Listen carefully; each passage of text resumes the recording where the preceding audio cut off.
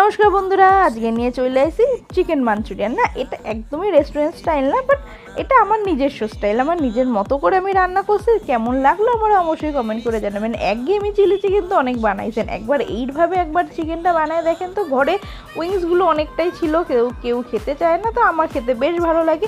এরপর আমি ম্যারিনেট করে নিলাম চিকেনগুলো, আদা থেতো করে নিছি, এর মধ্যে রসুন দেওয়া দিছি, আর tomato sauce, soya sauce, vinegar, আর এর মধ্যে নুনটা পরিমাণ মতো, কর্নফ্লাওয়ার দিয়ে শুকনো কইরা মাইখা ভাইজা নিতে হবে বেশ ভালো কইরা। এরপর তেলের মধ্যে রসুন কুচি, আদা কুচি, কাঁচা লঙ্কা কুচি, বেশ অনেকটা tomato sauce, vinegar, soya sauce, আর যদি বাড়িতে রেড চিলি সস থাকে তাহলে আপনাদের ইচ্ছা হলে দিতে পারেন। ভালো করে এটা কষে নেবেন। আচ্ছা, কে কোথা দিয়ে আমাদের দেখতেছেন অবশ্যই কিন্তু কমেন্ট করে জানাবেন, আর রেসিপিটা কী দিয়ে ভালো লাগছে সেটাও জানাবেন।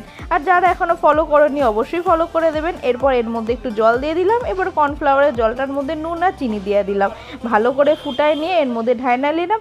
আচ্ছা, আমার রাস্তার পাশে বাড়ি, তো একটু আওয়াজ তো আসবেই, তো সেটা আপনারা ম্যানেজ করে নেন। ব্যাস রেডি।